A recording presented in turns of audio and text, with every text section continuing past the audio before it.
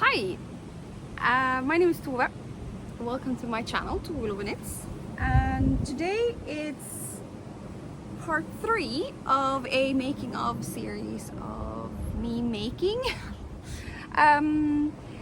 a brioche pattern called Vandre by Lori Versace.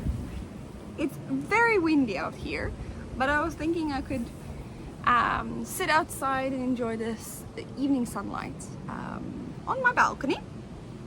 So you're gonna have to take the wind. I'm sorry about that. This is part number 3 of this making of series, and this is my progress so far. So we left off last video with me showing the finished back piece. This is a pattern that is all brioche stitch, so the front and the back looks exactly the same. It's a full true brioche. The raglan and the neck is made up by decreases, so this is now brioche decreases, super nice, and some bind off to it to begin with, and then I bound off the neck. You can see it's oversized, it's big, but it's really good, nice. So far so good.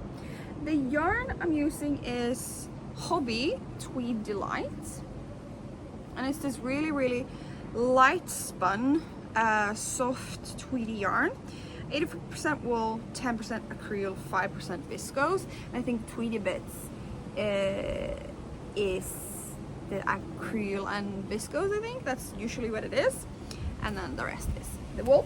So I started the front piece. The front piece starts with the same kind of rib, so 1x1 rib with a tubular cast on. So that's what I did as well. So I cast on using the tubular cast on, exactly same as the back. You start with a couple of rows in just normal brioche. What's front and what's back? Yeah, this is front. With just a couple of starter rows in normal brioche, and then you start this pattern. So this is the front middle panel, and then you can see that there's these increases to go out, and then you have in the end you have the decreases going sort of back in again. So you create this geometrical pattern, which that's what I got was drawn by this pattern to begin with. So this is how far I've gotten. You're supposed to do I think 5. Yeah, so I have 2 of these decrease increase places left, and that's the first part of the pattern, and then we're doing something else, and then in the end I think that's when the raglan decreases start to happen. So I'm like midway maybe, no, so I'm 25% done with the front, so halfway through the first pattern, and then you have the same pattern. Anyway, that's like that. So far I've done 5 balls, I think on the 5th ball, not sure, I'm gonna have to count in the end. I have waited a little bit to make this intro because I don't want to go too far in the progress without showing you the progress. That's the whole point of this video. So now I'm gonna go full steam ahead with it, and then I'll make all the increases and decreases in the first pattern, and I'll catch back in when we're changing the pattern. Anyway, so far so good, and please subscribe and like and follow along with this journey. It's a fun way for me to talk about the creative process of making a whole sweater. I think that's the reason why I'm doing it. And for me, it's the first time I do a full-on brioche like this with increases, decreases, and all of these like technical things. Now the sun is coming out, very nice. So yeah, let's see how far I come in the next couple of days, and I'll see you back when I have something new to show. Hello. Excuse my voice, I've been sick as a dog. meaning I haven't really been able to put myself in front of a camera. However, I am done with the first part of the first section of the front of my brioche. And before I now start the next section, so we've sort of come out and now we're gonna go back in. I need to tell you about it, so I have to sit here now, talk about it so I can continue. What I realized is that now when these increases and decreases and increases and decreases in different sides, I can show you the stitch of that. So that is, I'm going to insert that here.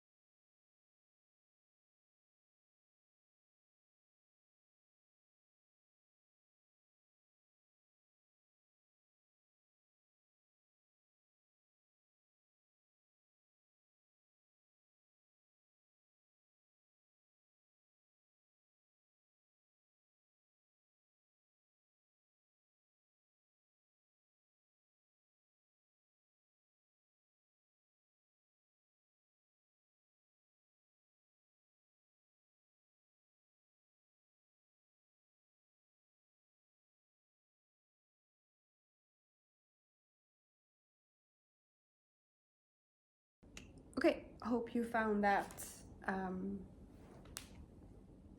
educational, entertaining. You take what you want from that little snippet. So basically you have a right hand decrease and a left hand decrease, and then a increase, which is sort of like a 3 stitches into 1 stitch, and therefore you get from 1 knit column you then get 2 knit column, 3 stitches. Anyhow, so from the first part being increases in the middle and then left decreases and right decreases, it now looks like, can you see, I've done one, I've done one 2 rows into the new pattern. So here is my new stitch markers, and here you can barely see it, but that's gonna be an increase and that's gonna be an increase. And then on this side you'll then have, well, that you can see the right hand decrease and the left hand decrease over there. I'm gonna do this every 10 rows, so voila, here is my trusty row counter that comes in very handy with these kind of things. So every 10 rows for 6 increase decrease places, and then at that point we should have these little panels of lines that comes in and out.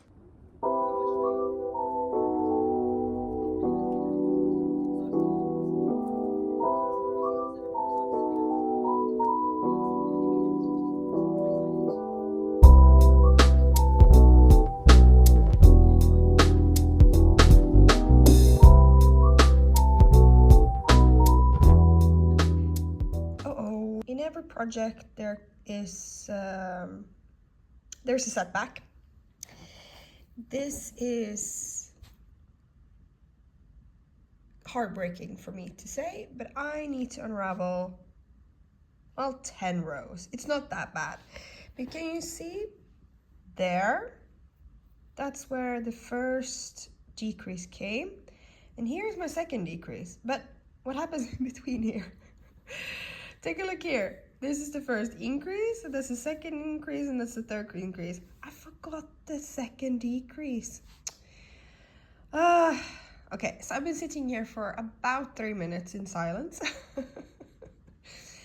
And first I thought, well, maybe it's not noticeable. it is not so noticeable, but I will always notice it. And if I don't do it now, I will never do it.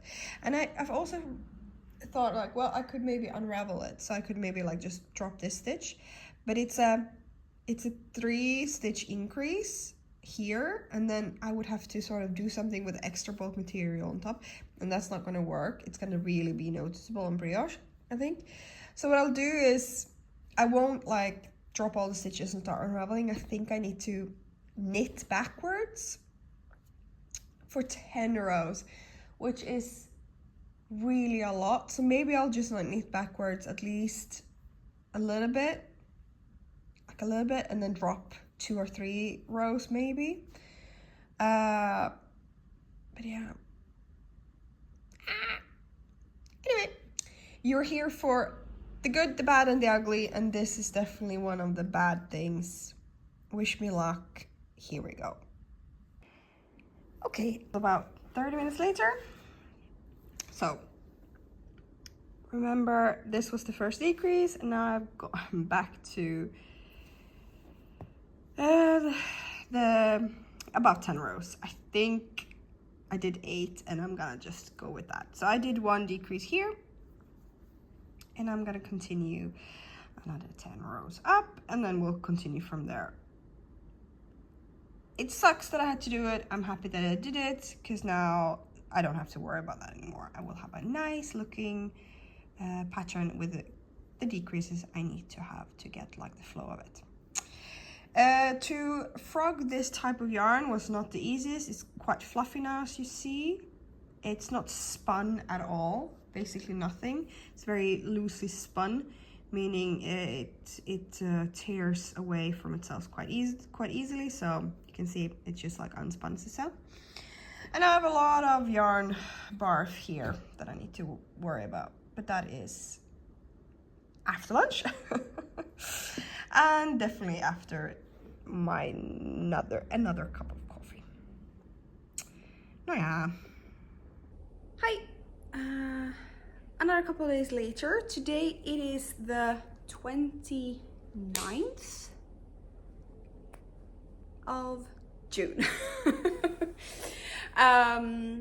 Officially, the project's been on the needle for 21 days. I'm not, of course, working on it every day. I'm working on it here and there. It's 21 days. It's okay. It's quite normal for me. I have finished a new ball, so I'm about to attach a new ball. I have 3 or 4 left, so let's see how this goes. But I'm also almost done with the front. So this is where we are.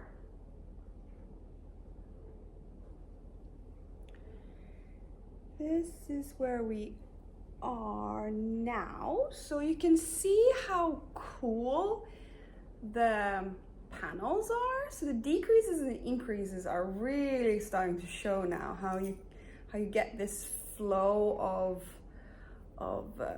of these brioche panels is really, really cool. Now, last time we talked, I said, okay, so we'll continue with 7 increases, decreases rows. So this is where that was now done, all the way over there. And then I took a couple of rows just plain knitting, brioche knitting, and then I bound off. So now we're sort of over here, there. So I bound off for the armhole, and I have done a couple more rows just plain knitting. At this moment, I'll have to check the pattern, but now we're gonna go into the raglan decreases with another type of decrease into the raglan. I don't know. So basically we are not gonna increase anything, we're only gonna decrease, and then I think this panel sort of starts going this way. I think I've had a lot of footage for this part of the series. I will work now the raglan decreases, since this is now decreasing, so it's less and less and less knitting all the time. I'm hoping I'm gonna finish it by the end of this lunch hour, because the kids are now asleep. It's a Sunday. And then we'll see where we end up. Either now on Sunday day or Sunday evening, and then I think I will finish up the video there. See you then. Afternoon, good evening, good night. If anyone came for real life, this is it. Kids are almost asleep. It's the same day, a couple hours later. I just optimistically said, oh, it might just take an hour and I'll be ready with the front before the kids woke up. Well, my son woke up like 20 minutes after that, so he did not sleep well today. It is Sunday evening. How I celebrate my Sunday evening is like this. And TV and knitting, of course. That's what you guys are here for. So we are now this far ahead of the raglan. Okay, so you can now really see. I'm gonna try to show like one side of this panel. Like, can you see how beautiful that is? I mean, honestly, this is what knitwear really is about. You have basically 2 stitches in knitwear, in knitting at least. You have a knit and you have a purl. But how you combine it and create these masterpiece, this art that cannot be done by machinery, that's why I come back every single day. Anyway,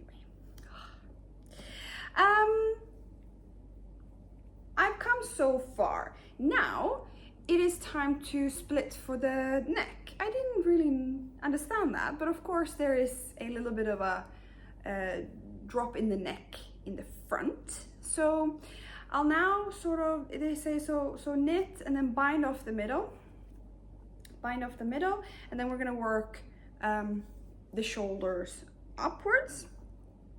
The pattern says to add on a second ball and do them parallel to each other.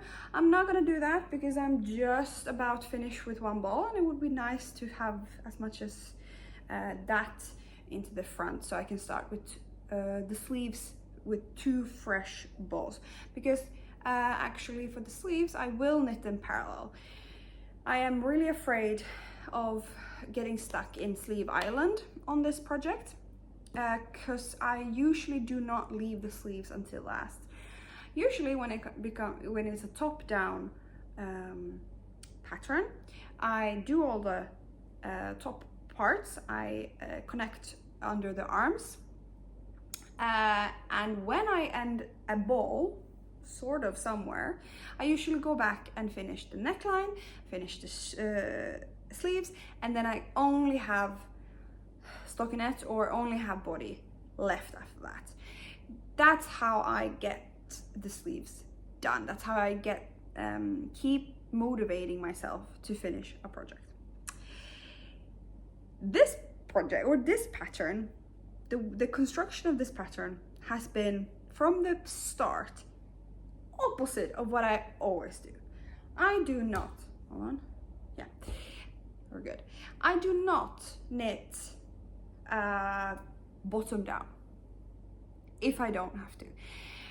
I even take it so far that 2 patterns before this that has been bottom top, I have hacked and started on the middle, gone up and then gone down, just because I didn't want to go from bottom up. Bottom up. I do not knit patterns that is knit in sections, so in flat panels and then sewn together. No, I'm not gonna do it. I'm not in for it. and I never wait with the sleeves to the last moment. So why am I doing in this pattern exactly like it says? And why am I okay with it? You might ask yourself. That's what I am asking myself. Anyway, it's because, first of all, when doing brioche, when doing stockinette panels, why? Why would you do panels? You do it in a round so you can knit all the time. When it's brioche, it does make sense. I talked about it in the first part, so go back and listen to that whole shebang. But because it's knit, slip yarn over, knit, slip yarn over, both sides, when you do it in panels, it totally makes sense. This pattern is also so good. It's such a good first brioche pattern. I didn't know it was a good first brioche pattern, but I can definitely recommend it to someone that has never done brioche before. Because you start with rib. Okay, we all probably know how to do rib. And then you start with the back, which is just brioche for row after row after row. So you really get the sense of what the stitch is without adding any extra fluff or extra problematic things. You just learn how to do the stitch. And because you are then new to it, if you are new to it, it is challenging and you keep going for it, and it's not sort of, you get in the rhythm and you're nice in that rhythm, and it doesn't get that boring. What was it, 150 rows or something? That to me felt like nothing. 150 rows stockinette would have been awful, but okay. Then you are going to the front and you go, oh my god, it's the same knitting. But then you start these increases and decreases, and something's happening, and they have different like 3 different sections. That something is happening all the time. It keeps you motivated, it keeps you going. Great. Now the sleeves. Okay, I understand that that's also flat, so okay, fine, and then you're gonna sew it all together in the end. Now I'm gonna do the sleeves, as I said, parallel to each other, so parallel knitting. So you have 2 balls, but you have 1 cord, and you knit first row in the first sleeve and the first row in the second sleeve, and then you do the second, and you go back and forth, back and forth. Okay, that's what I'm gonna do. I am highly enjoying it. It is very warm right now, so having this in my lap is not helping. So I'm ready to finish it and only focus on summer knits for now. But okay, I will end here. Well, I will split now the neck, and I will knit to the end of the front, and then I'll just come in and show that in the end. But the talking part I will end here. This is then the end of part 3. There will be a part 4 where we'll do the sleeves, the sewing, hopefully then the reveal that I did it correctly and it fit me correctly and it looks nice. So that's part 4. If you like this kind of thing, give me a like and please subscribe. And the bell notification, I don't know what that actually does, so do that if you want to or not. And if this is your first video in this series, please check out number 1 and number 2.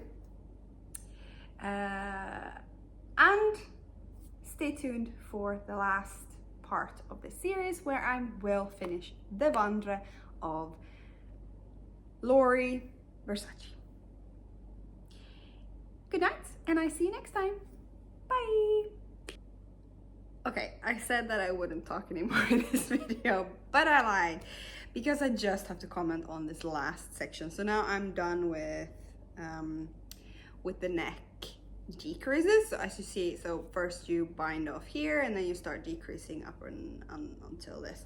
And this is basically like this point, right? It was the worst. It was one sentence of a decrease, first the inner decrease, and then sort of like the outer decrease. It was one sentence for both situations, and it was the worst sentence I've ever read, grammatically or instructively. The math didn't math I was 1 stitch off for the inner decrease, but okay, whatever. It's done. It was the first negative part of this pattern so far, so I just wanted to mention that and show that I am done. Okay, bye.